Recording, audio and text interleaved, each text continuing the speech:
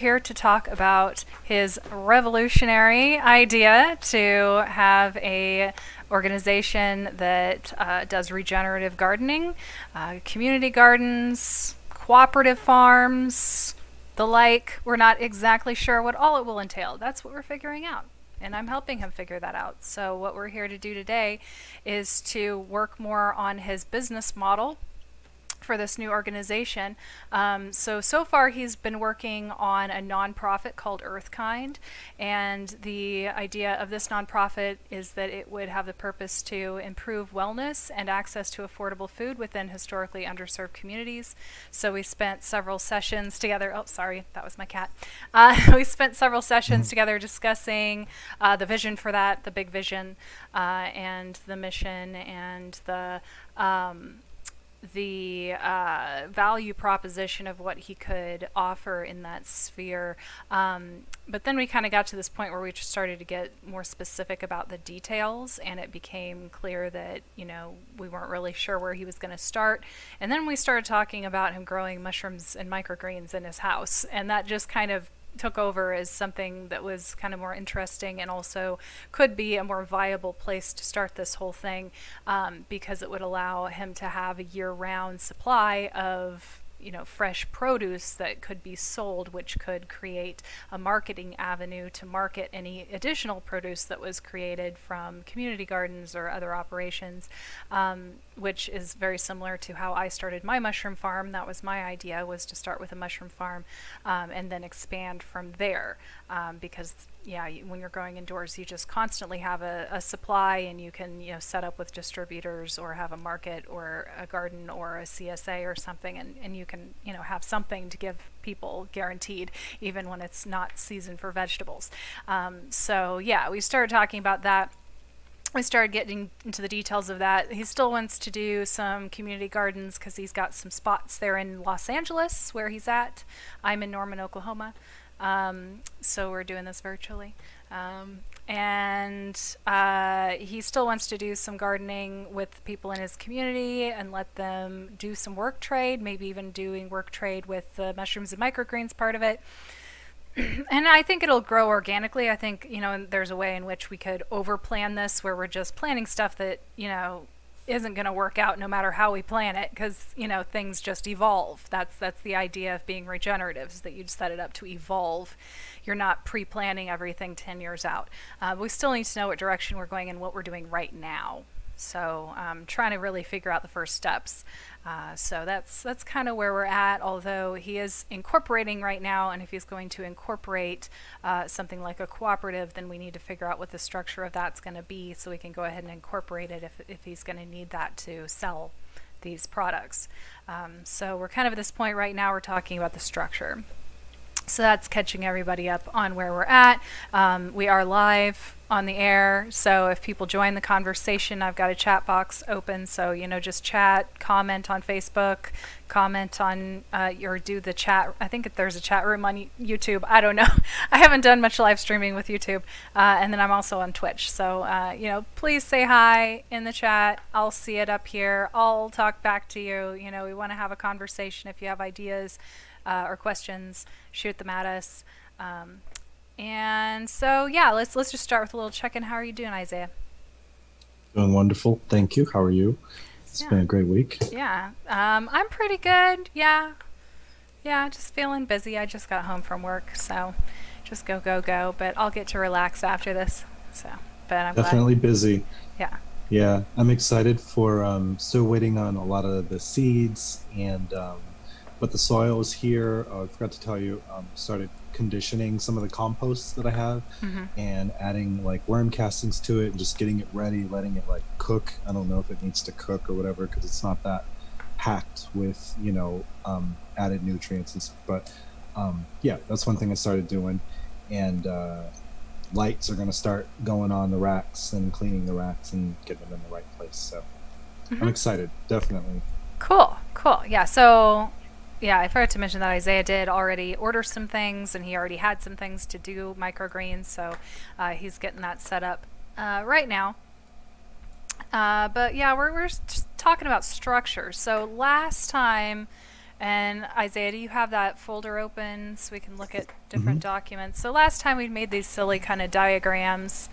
We'd made one where we were talking about how a co-op would be set up, and we made one where we were talking about the kind of the difference between the value proposition of the nonprofit and the for-profit, and how they work with each other, as well as what they provide for, customers, participants, whatever you want to call them, members.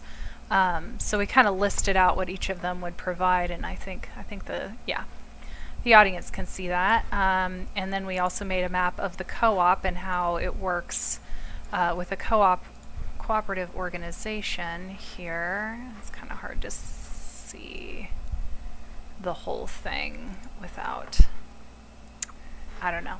I don't want to mess with it too much.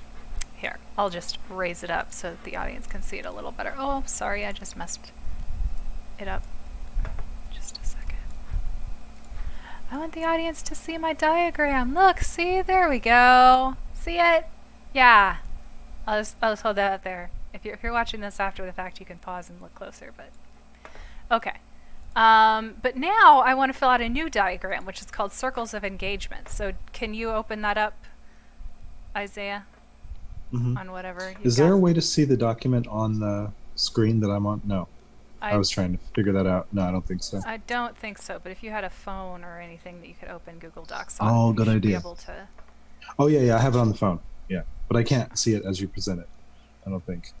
Maybe. I mean, it doesn't. It's interesting. This isn't too complicated. It's basically a bullseye, and Hmm. the idea is that this is called Circles of Engagement in an Open Community, and I got this way of looking at things from Arthur Brock, who's another community organizer and one of the founders of Holochain, and he came up with this little schema here. So we've just got kind of a bullseye where we're looking at the different levels of the organization and how people can get more and more involved. So around the edge, you would have kind of newcomers, who maybe are just customers or something, and then a level in would be when they join in some way and have some sort of a membership, and then they get more and more decision-making power up to, like, your board of directors would probably be in the center, or your owners, or however you structure it. So this is kind of an easy way to look at what the different groups are, the different categories or classes of people that are involved in your organization, and then we can get more specific from there about, like, legal structure, decision-making structure, and that sort of thing. Does that make sense? Can you see it? Did you get it open? Yeah, red workbook, the regenerative enterprise. No, the Circles of Engagement. It's a Google drawing. Oh, okay, yeah, got it. Awesome. Circles of engagement. Cool. No, it's in here. Hopefully you can see it while I'm doing it. Okay. So yeah, on the I got a top. little. Did you get it? Sorry, I thought it was right here, and it's. Yeah. Okay, I'll have it open in like 5 seconds. Okay. It keeps logging me out of Google. Oh. Okay. I'm good. Okay. I'm good. So we'll go, like, we can write on the top and the bottom and each side of the circle. So along the top we'll just name each level, and then on the bottom we'll name what the threshold is where people have to, like, do something to become a part of that group. What crosses that threshold, and then across the left we'll put what those people are contributing to the organization, and then on the right we'll put what they're receiving from the organization. Makes sense? Yeah. Pretty simple, really, although figuring it out can sometimes be difficult. So That's pretty cool. Thanks. What are some of the levels that you can think of that people would be involved? Let's get specific here, because we've talked about your nonprofit, and then we talked about a cooperative, and I think we agreed last time to start focusing on the cooperative aspect, because the nonprofit, it would more like support the cooperatives. The nonprofit's probably simpler in the organizational structure. So let's focus on the cooperative here. So if you're going to create a cooperative that's like a farming cooperative and a CSA, And we were talking about making it a triple stakeholder cooperative. So you've got the workers who are gardening in your facilities. So the cooperative would own facilities or be renting facilities. And then those people would actually be earning wages working within that. Or they could be a consumer. That could be like a member of the CSA paying a monthly fee and getting food from it. But we would also allow consumers to be work traders, and we weren't sure if work trader would make them also a worker in that class or not. We'll see. And then the other option would be to be a producer, in which case somebody's got their own operation that they're doing in their own house with their own equipment, but they're just bringing the food to you to sell through your CSA or farmers market booth or whatever avenues you have to sell. And we're creating producers. That's another idea. We create producers through the education and then through the mentorship program. You know, maybe I'm probably going off in the wrong direction, but that was another idea I wanted to, because there's certain things that, you know, gardening and all that. Yeah, and that's kind of where the nonprofit comes in, is we hope that these two could be kind of synergistic with the nonprofit providing a lot of education to, you know, educate these growers and also to educate the consumers, you know. So this is complicated. We got all sorts of levels here, and when we're talking producer, consumer, worker, this might have multiple vectors. We might have to split this diagram into pie sections or something, because you might have different levels for each of those classes. But let's see if we can get it fairly simple. Let's see if we can fit it in the diagram. So what are the levels? Levels. Yeah. Just throw out some ideas.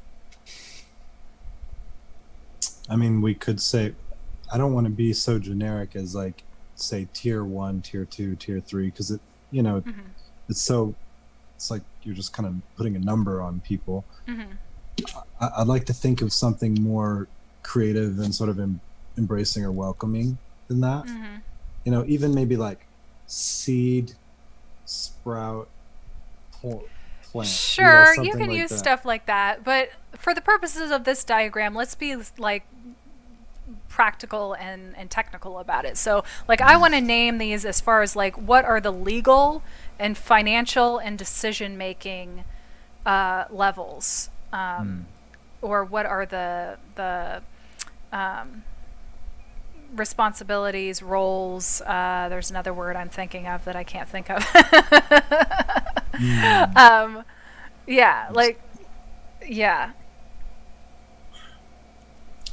I'm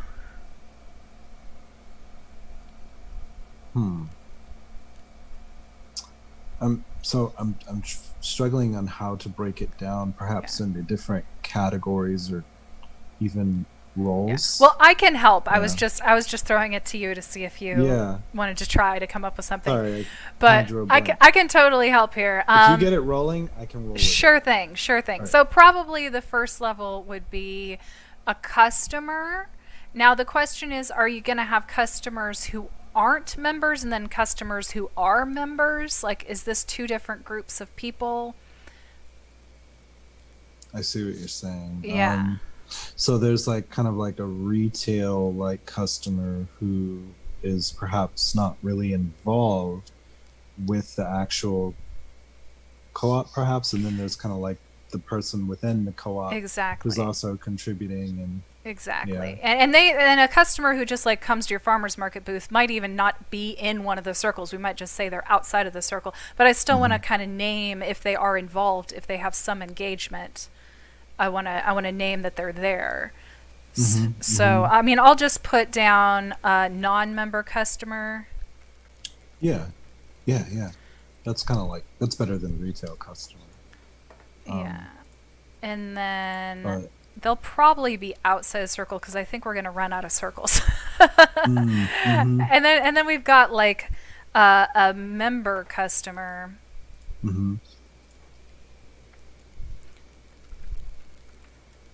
Okay. Yeah, and we weren't sure yet if we were going to do this as like a CSA where they're paying set amount per month for a set amount of stuff, or a share, like a percentage of the stuff that's grown, or if we were going to do some sort of like a token, you get points to purchase stuff kind of a thing. Both ideas are cool, but yeah, we'll see. And then I'm just going to throw out there that you might have then the like worker or producers, they might have more say because they would be making operational decisions, right? Actually, the workers would probably have even more say than the producers, because the workers are just making more decisions day to day about operations, right? So it might be like customers and then producers and then workers. Not saying that any of them are any like better than the others, just that they have more decisions to make.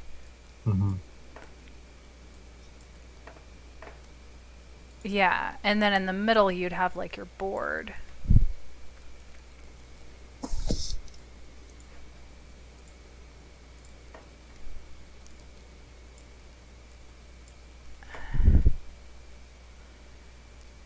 Yeah. Yeah, I mean, in working with my last client, we came up with like a level where there's like the members at large, and then there's members who are holding a role, and that those are two different levels. But in this case, I don't know if that's really necessarily a distinction.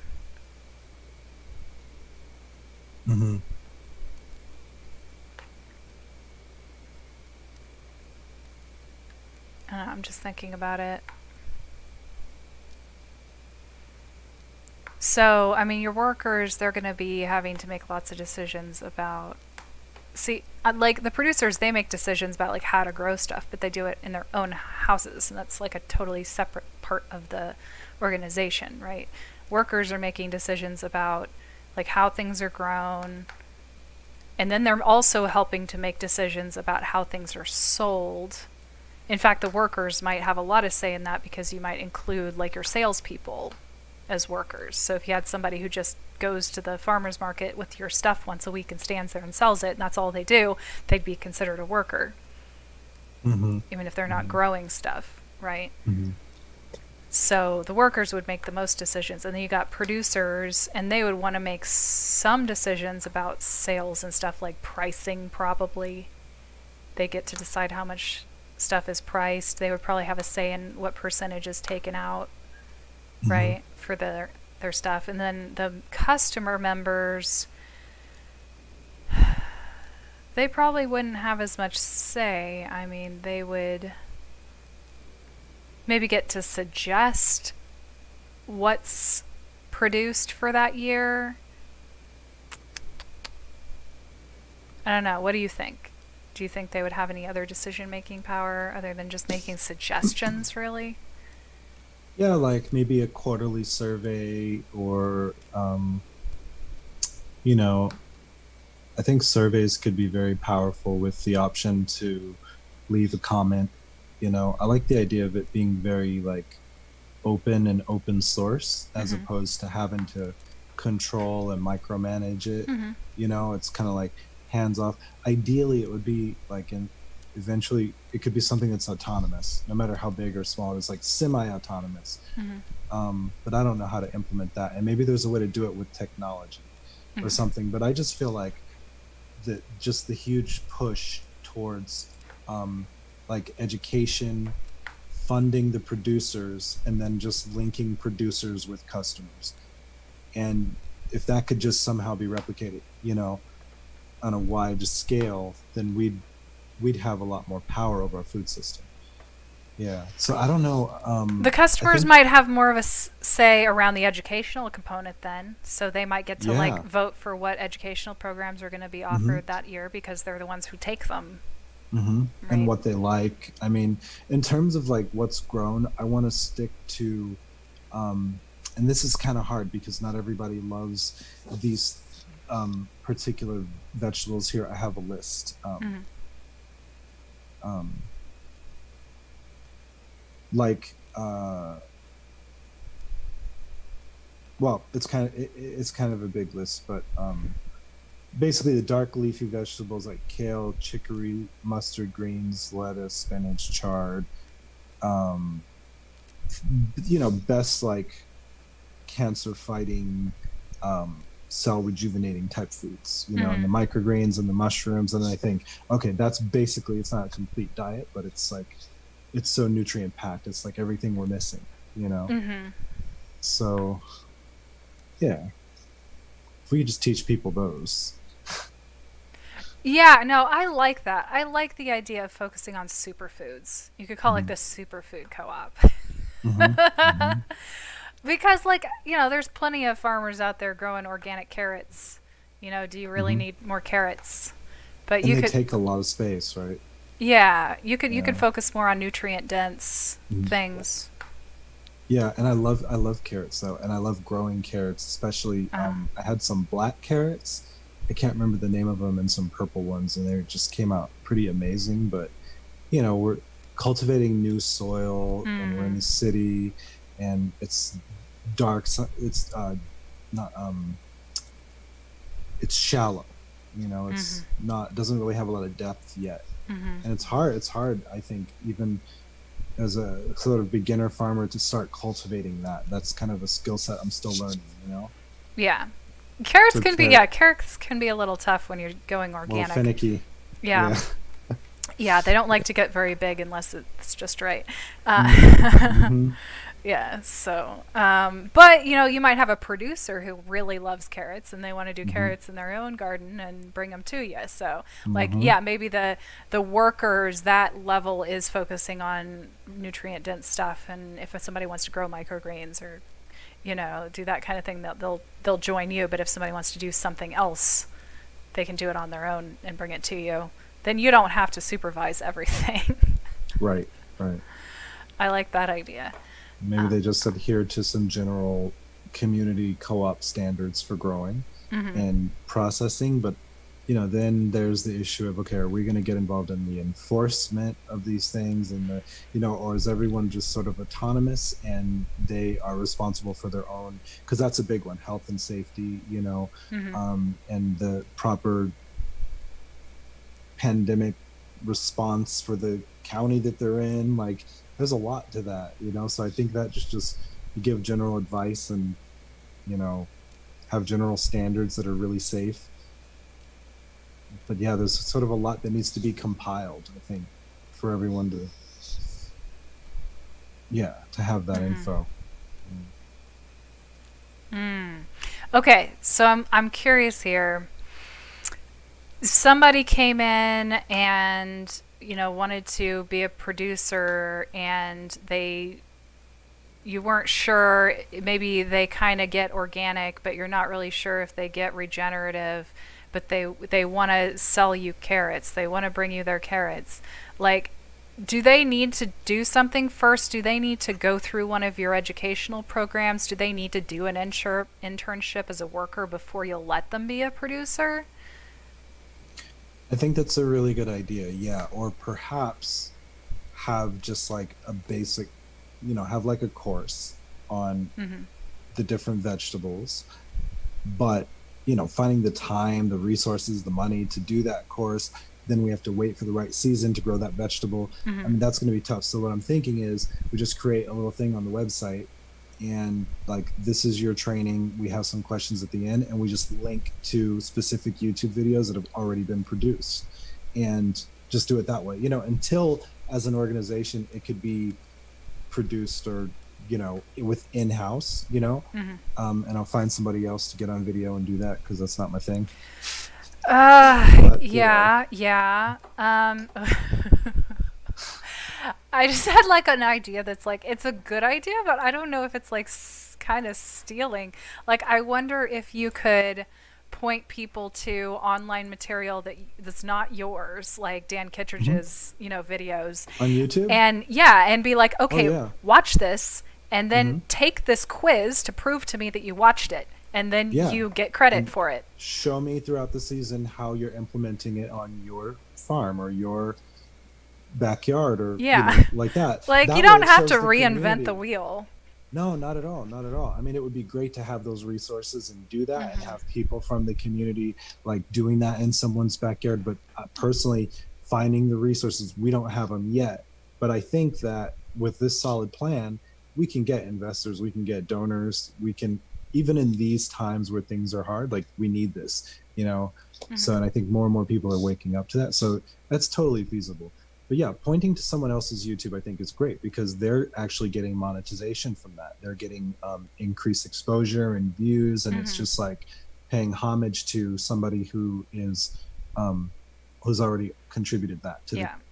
community. You Yeah, know, and, so and it would be really easy to set it up, technologically to where your members would be able to log into a platform. I mean, it could be hmm a WordPress site where they could, take quizzes on material that, I mean, you could just point them to a book. Here, get this book off of Amazon or whatever and read it, hmm and then take this quiz, and then you pass, you get the credit. And just like, absolutely and then have like a little, list of what they've done so that, take a permaculture design course, and hmm everybody could have their little account with their credentials on their profile. You could have a little social network for your members. I like that idea, and I like the idea of just linking to other material instead of having to make it all yourself. Not that you couldn't hmm make some of your own material, but like, yeah, let's spend the next 10 years just making videos so that we can test out if hmm this works. Like, no, let's just like point to other people's material and do it, right? right. Make it happen. Yeah, I want to do this. I want to do it. Yeah, we want to scale this within months, not years, hopefully, because I don't think we have years. I mean, not to be, Yeah. Chicken Little or whatever, but if we just look at like Latin America, for example, right now it's like they're just totally like devoid of food, and it's Mm-hmm. not like it's not that they are not producing it. It's that there's just not people aren't having enough income to be able to even buy the basics right now. Mm-hmm. And then we keep seeing in the news, of course, like the lines at the food banks are getting bigger and bigger and bigger, and it's like Mm-hmm. we don't really see it and we don't really relate to it when we see it on the news, but it's so there. Yeah. So yeah. Yeah, so I mean, I wonder if we want to look at these circles actually as the progression of more and more education rather than more and more decision making power, because a hmm customer hmm could become a work trader and be a worker, but they'd have hmm to do more to be a producer. So maybe we should put right. producers farther towards the inside because they have to do more to prove themselves before they can be at that level. And I love, personally, I don't know if this works for everyone, but I believe in, the ask, and then I believe in the incentives. And I think that as a community, if everyone truly wanted to see this grow, and there is a slight incentives like discount on food or discounts on, something. I mean, I even like the idea of incentives for eating us, um, consuming a certain amount of healthy foods, like you get more, or you get a bigger discount. But maybe for like people who want to see it grow, they may not be able to grow in their backyards, but they know someone with access to land, or they know someone who wants to become a distributor or a producer, so then they can get involved with that and benefit from that somehow, and so that the co-op continues to get more support Mm-hmm. from producers, Mm-hmm. and then because I guess the co-op's biggest thing is going to be distribution. I think that can be a pain point for the farmer to also take that on, I think. I don't Yeah. know. I, I, f- I feel like, especially since we started out talking about a nonprofit and talking about it being kind of educational, I feel like looking at this really as an educational organization is hmm kind of an interesting take. And, maybe this is just a rabbit hole we're going down and we could maybe pull hmm out and go in a different direction. But I kind of feel like it might work to really look at this as an educational organization, and that's the real value that you're providing, even more than the food. And so, totally orienting that way, it's like, okay, in order to be a member, you have to take an orientation course. Now, in order to hmm be a worker, you need to take this training course. Now, if you're a producer, you have to complete that training course. Now, to be a board member, you have to complete another training course that shows that you hmm know how to run a regenerative organization. Hmm. and that's really what it's centered on, and that even more than just selling people food, you're selling people this education. Hmm. I need that regenerative organization education. I need Right. that Well, I could, myself. yeah, I mean, I could Yeah. provide my training for that, which I haven't completed. I made a first lesson one for my regenerative enterprise design course. But I mean, the feedback I got on it was kind of like, oh, that's nice. So I was Mm. like, I don't know if it's worth completing, but I don't know, maybe as a part of a bigger system where it's like you're going to be applying this information in the situation that you're in. Like, you're going to be a Hmm. board member of this organization. This is what you need to know. Maybe Hmm. that material could be kind of geared that way Yeah. to be useful. Anyway, okay. Yeah, So, I can see it as being customized to the role, definitely, because board members definitely need to know a bit about how everyone kind of does their own jobs to understand how to relate to everyone and how their decisions impact everyone, as board members. So it's like, yeah, there's a lot to it, but it can all be found online, you yeah, know? totally, So totally. I mean, yeah. and even in my course, kind of the way that I set it up was that I would make short, like 15-minute videos just explaining the overview of a subject, and then I would have a bunch of links Hmm. underneath it. But Hmm. I found that when I gave this to other people to try, they just watched the videos. They didn't actually go through the links. So I think I Yeah. need to make a quiz that's Hmm. required for every single thing. I mean, because it was a long list Yeah. of things, but I don't know. I mean, if you're going to take it seriously, like if this is your education, if this is the equivalent of getting a degree, Or your like, passion. Yeah. then, you should have to read some stuff. It's not like you can Yeah. just watch a 15-minute video and understand everything And about. pass. Yeah. Yeah, no, no. Everyone gets a pass. Exactly. I think No. I need to Yeah. be more stringent on the requirements there, and yeah, take those videos like Dan's videos and be like, no, actually watch all 10 3-hour long videos, and Yeah. then you can move on to the next lesson. Okay? Yeah. Yeah. Because, Okay. well, otherwise, because I've taken courses like that where, it's about 30 to 45 minutes of the presentation and explaining the concepts and going into some of it, but then the information that backs that up. So case studies and like evidence and like, other videos. And that's like 2 hours supporting each 30 to 45-minute video. And it gets overwhelming. But what I found is those are all prerequisites to accomplishing like the greater thing. So you might get 4 chapters ahead. You didn't read the supplemental stuff, and now it's like, what? I don't even know what I'm Mhm. learning. Mhm. So yeah, I think it's important for people to do that. Yeah. Yeah. Yeah. So it could be something like that. Hmm. You provide a little overview and then point people to more resources, but they actually have to use the resources. uh, Definitely. Okay, okay, cool. So then we go down to the bottom of the circle and we can just start filling in the threshold levels like we were talking about. So that would be like an orientation Hmm. course. I wish I could make it just automatically go to 11 point and not have to change the font size every time. Or every time. And there's more to this though, because they would also have to join. So joining with a cooperative. Okay, let me give the whole overview of cooperatives. So I don't know how much you know about cooperatives. Do you know much? Not a ton. Okay. So let me just give, this is what I did with my last client, and I'll just give the spiel again. So a cooperative is an actual incorporation entity. It's an entity type. It is different from a corporation and is different from a nonprofit. It's a third option that most people don't even know exists. In fact, some organizational lawyers don't know it exists, which is like doctors not knowing nutrition at all. It's ridiculous. So, cooperatives are an ownership structure where it's democratic. So instead of like in a corporation where it's one person, one vote, in a nonprofit it's all the board. Like nobody gets votes. Like it's just the board of directors votes. But in a corporation, any of the owners they vote, but based on the number of shares that they own. So it's one share, one vote. So that's why people retain 51% ownership of their company, because then they win every single vote. But then with a cooperative, it's one person, one vote. So the way that that kind of ties into shares is that there's two kinds of shares. There's membership shares, which each person can only own one of. And then there's preferred shares, which people can own as many as they want, but it doesn't give them any more decision-making power. It just gives them more profits.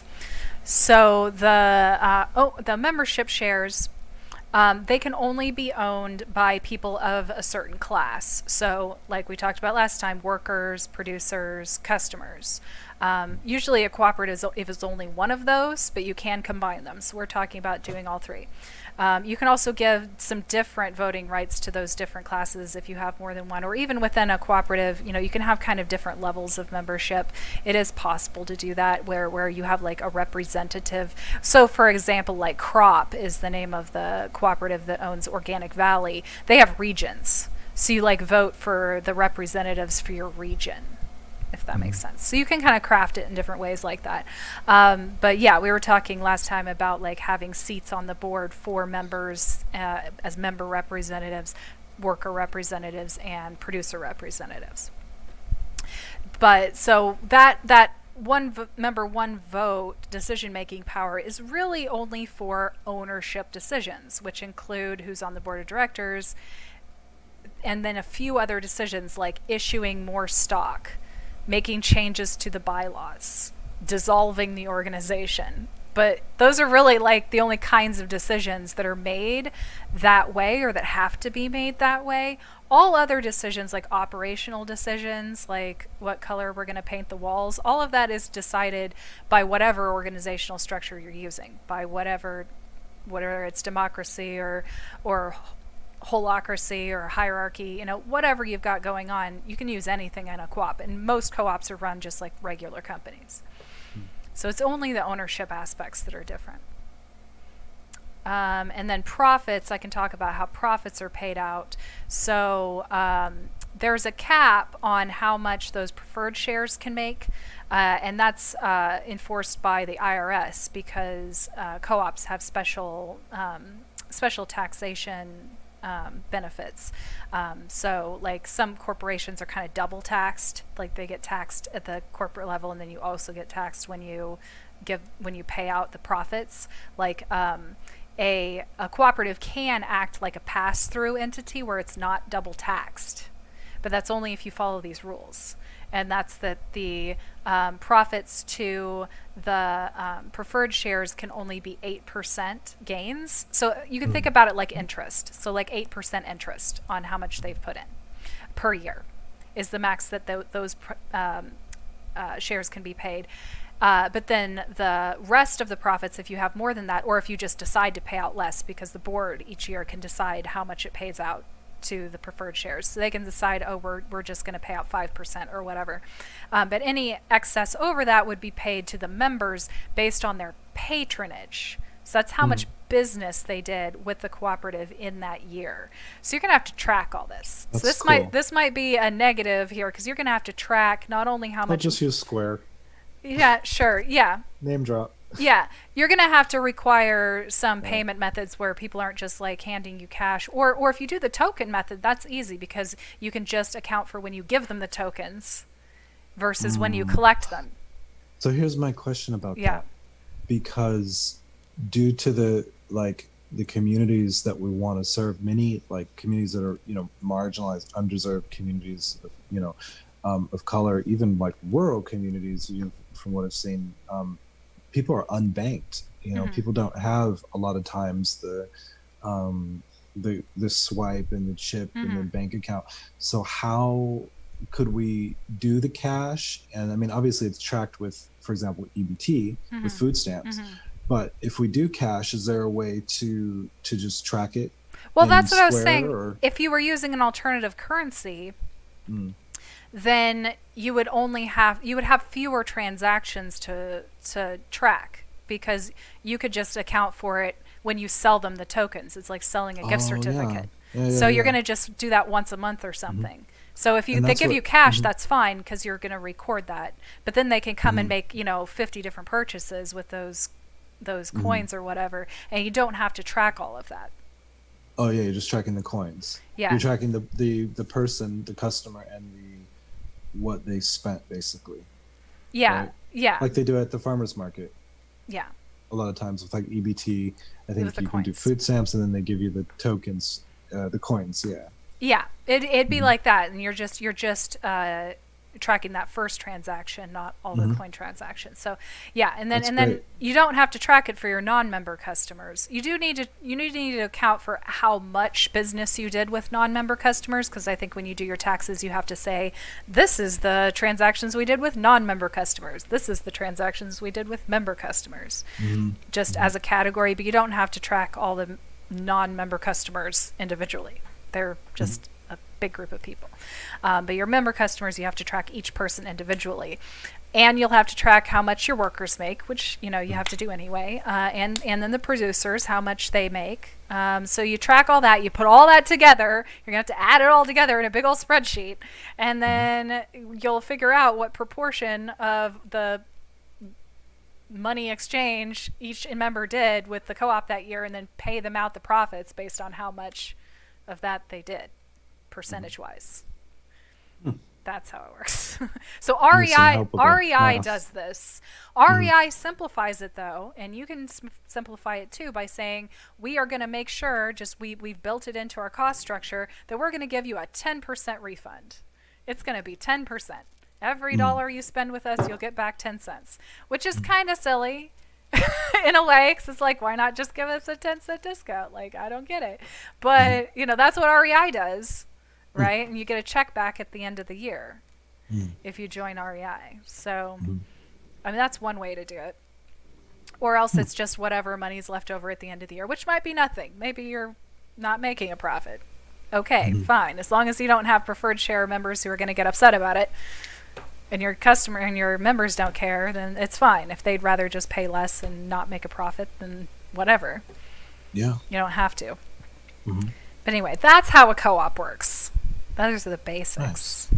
Right Cool. there. So they'd have to join. Oh, and I forgot to, well, I mentioned it. The membership share, you do have to pay money for that. So if you wanted to accept some sort of work trade for that, people would have to come and work and earn money, and then maybe you could hold on to it for them.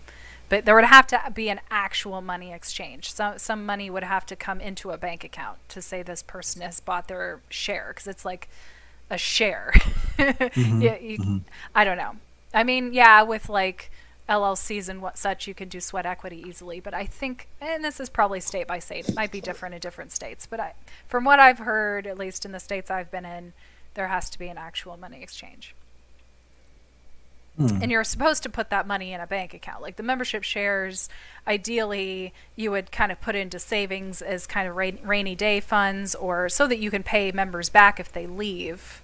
Because if they leave, they get their share refunded. Hmm. So, yeah, there's kind of a best practice of holding on to most of that if you can. Hmm. I That makes believe. sense. Yeah, I don't know if you're legally required to do that. That, again, might be a state by state thing. So I haven't looked into California.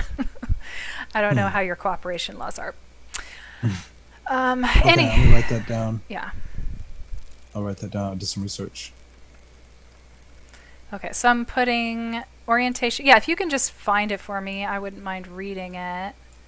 That'd be Sure. helpful if you could find it for me. It might also be good to like find some attorneys. I don't know. I mean, do we need to look at maybe doing a consultation with someone in the law field about this? Oh, yeah. Yeah, Okay. I definitely, I mean, what I can do is help you draft things to a point, hopefully, where the lawyer wouldn't have to spend as much time on it, is the idea.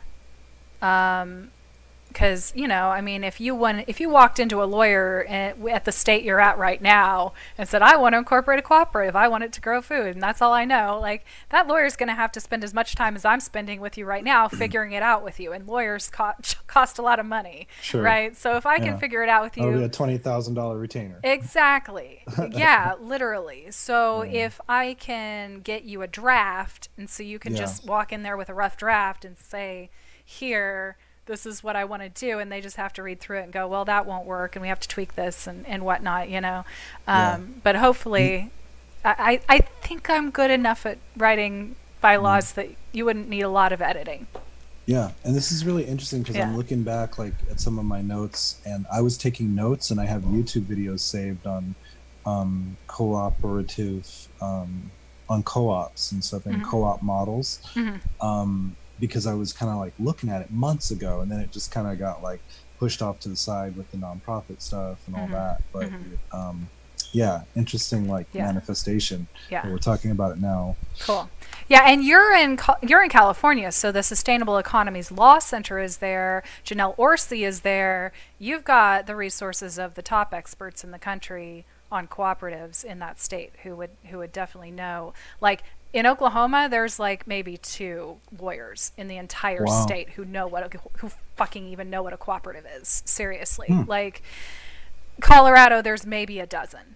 It's really bad. So most lawyers will just tell you, why do you want to do a cooperative? Do an LLC. Like they'll say it's a bad idea because they don't know what it is. You Hmm. know, it pisses me off. Like they should be learning this in law school.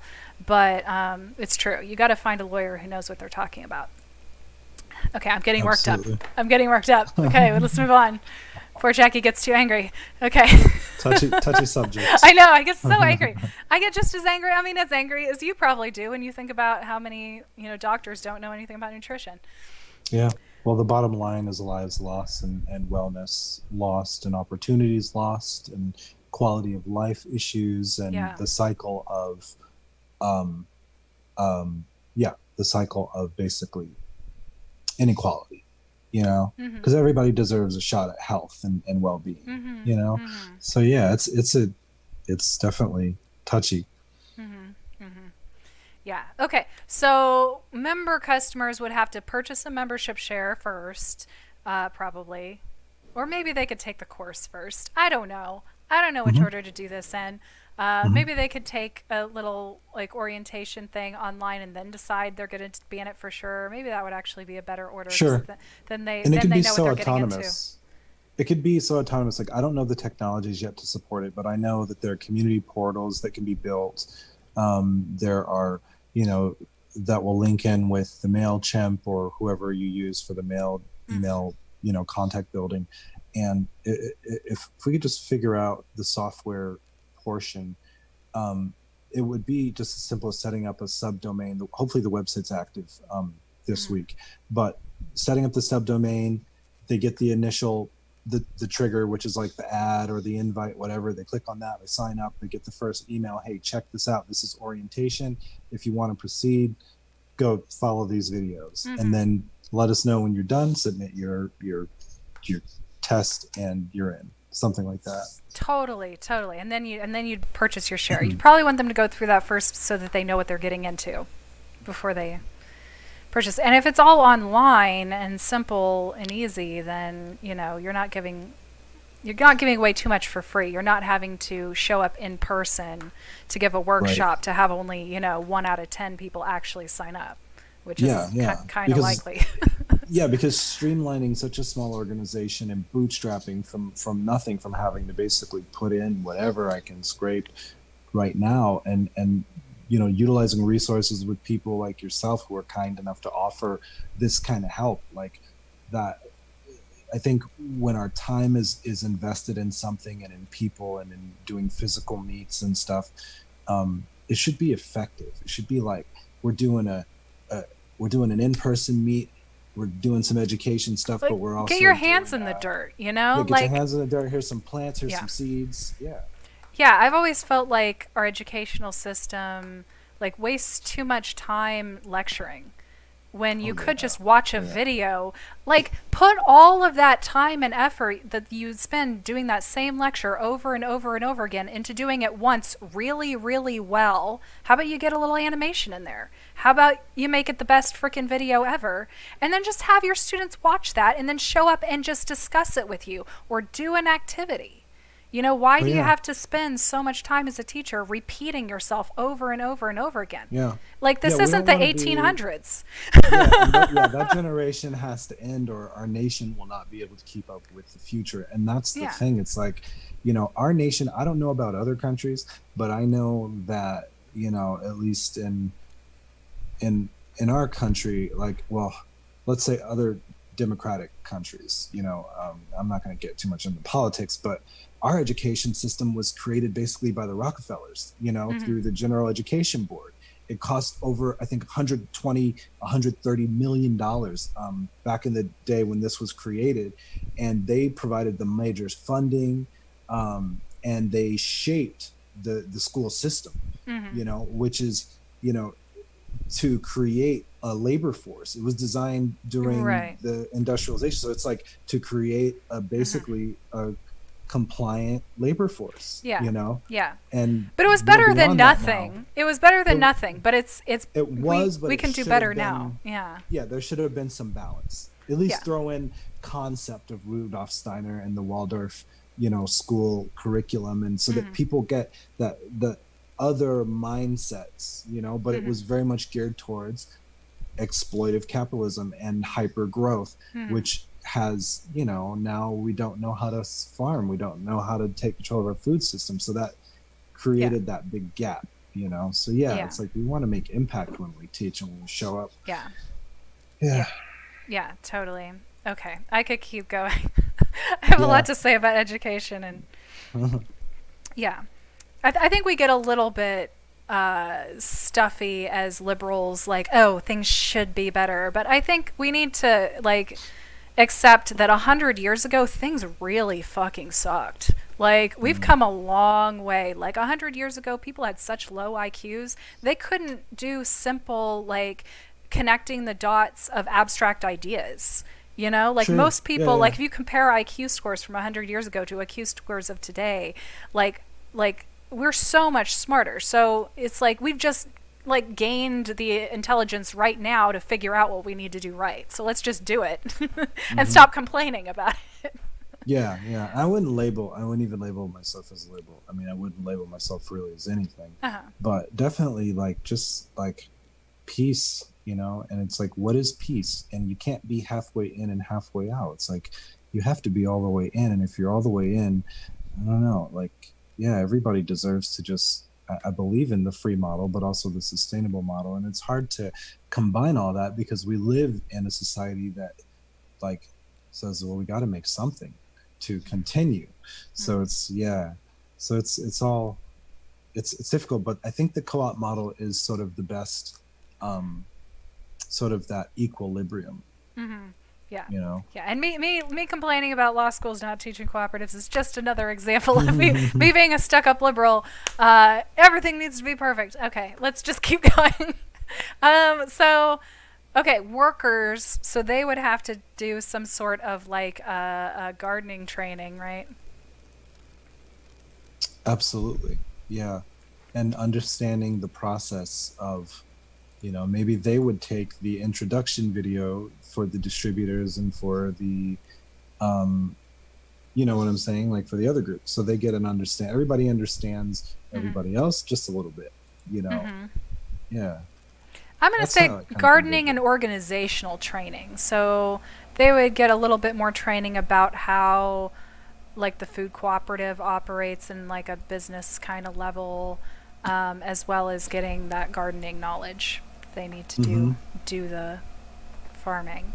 And then they're already members. So, as we said, well, then maybe they, okay.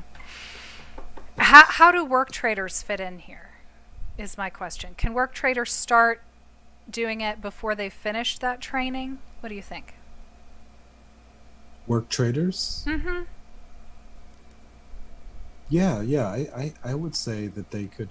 I mean, probably just the health and safety would be the most important part, and knowing who to contact with questions, if an incident or a disagreement should arise, things like that. Kind of very clear, in brief, this is our expectations. This is what you should expect in return, and positive, good vibes, because we can't grow great food with bad vibes, and come show up with your best, and getting people sort of acclimated to the feel of sort of the day-to-day work and things like that, because I imagine it would be a lot of work. It's gonna be some labor. Yeah, I think, and we kind of mentioned this before, having kind of an internship period where people would have to, yeah, kind of prove themselves and learn through doing, as well as then taking some online training. So someone would have to complete all of that before they could be a full worker member, maybe, and have all the voting rights of a worker member, like getting to vote for more members of the board. Mm-hmm. That makes sense to me. And if somebody is a consumer member and a worker member, they would have twice as many votes, because they would be voting for more. They'd just be voting for different seats on the board, but yeah, they'd be getting to vote for more of them. And then you'd have a producer level. So for the producer level, then maybe there's like an advanced gardening course. Mm-hmm.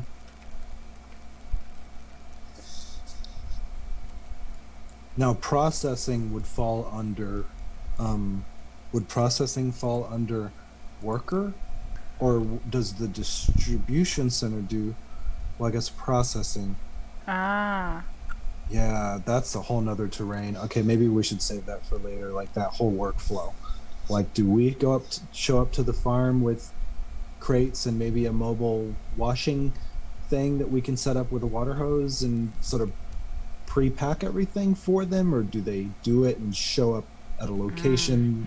Yeah, that's what dawned on me. Yeah, I would think that the producers would,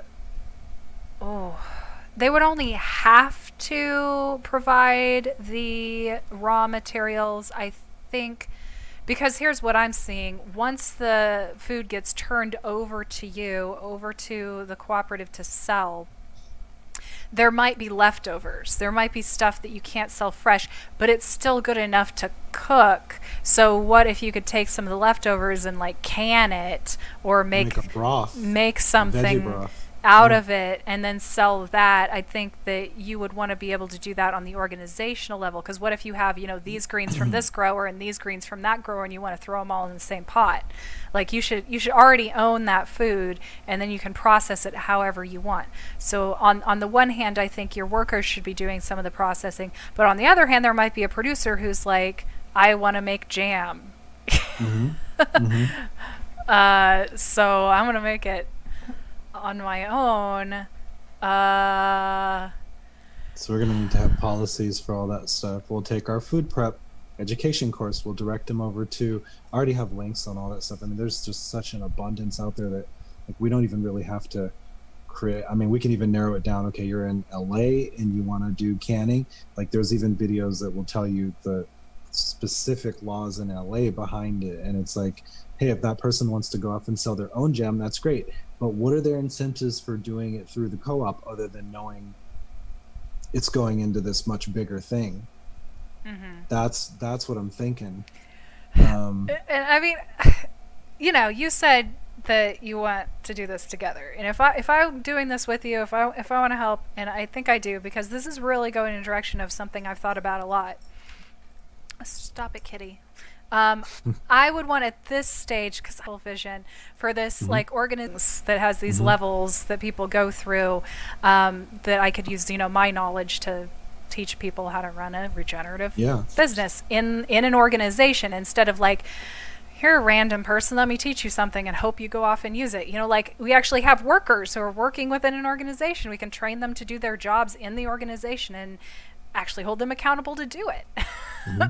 That to me is a much more rewarding, like, situation than me just, throwing information out into the ether and hoping somebody catches it and does something with it. Mm-hmm. So, like, at this point, I would want to do like a basic business training, because they're mm-hmm. doing their own business, right? They're producers, they're running their own business, so they should know at least the basics of how to do that. And it's different, like, for a solo entrepreneur who's like, growing food in their own house versus like a large corporation. So it would be like a small business training, right? Mm-hmm.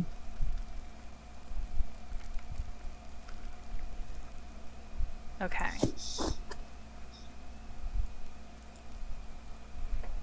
Okay. And they would have to have something to sell.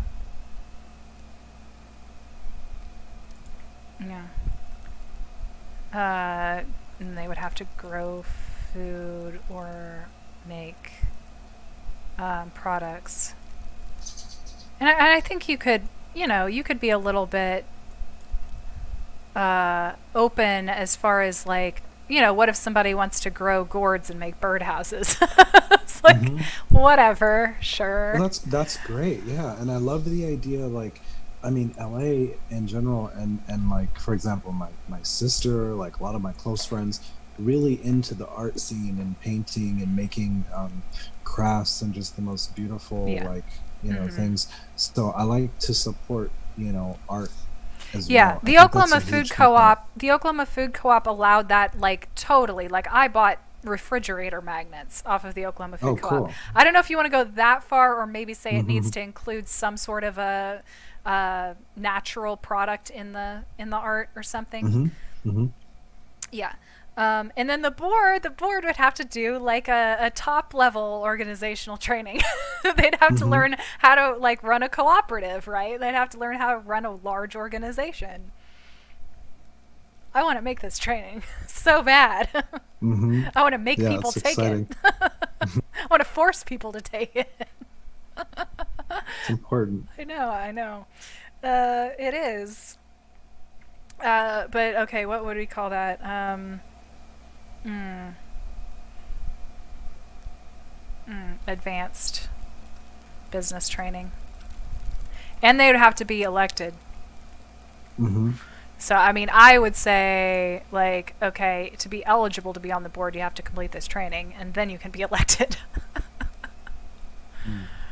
It's possible. You can do it. You can require anything you want. Okay. Fun. Fun. Where are we at? We're at 6. We're out of time. Oh, that went quick. I know. We have too much Oh, fun. absolutely. This is always productive as always. Definitely. Yeah, no, it's fun. I hope that we do this. Absolutely. Yeah. Well, we have to. I mean, it would. Yeah. Yeah. There's no choice.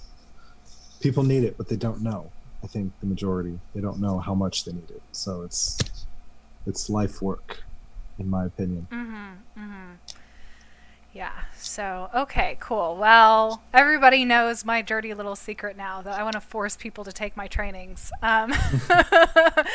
by making them do it in order to, climb the ladder in an organization. And, like ideally in my head, this kind of organization would grow and become like the Mondragon Cooperative. Do you know about the Mondragon Corporation in Spain? No, never heard of it. Okay, let me just throw that out there before we leave. Mondragon is the largest cooperative in the world. It has 33,000 members.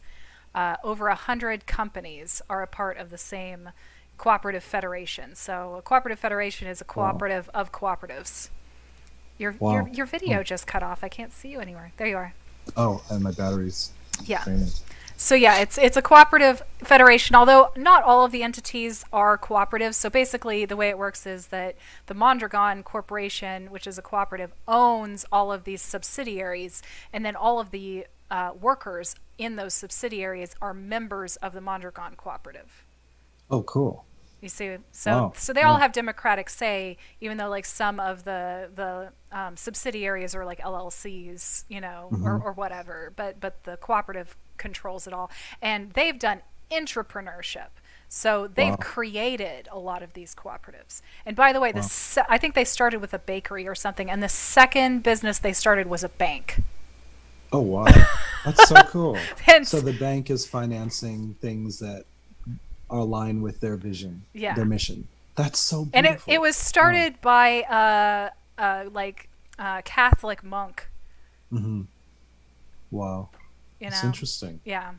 Wow. So it goes back pretty far. Yeah, it's been around a long time. Wow. But yeah, like a lot of people have talked about duplicating that model, but I think, it's just a big undertaking. Yeah. And Yeah, it's huge. God, I wish that we could get more people who have like real business savvy interested in ideas like that, because usually it's just us like hippies talking about it, and we've never worked in a multi-million-dollar company, you know, like we don't know all of the technicalities of this stuff. We don't know how to incorporate a bank.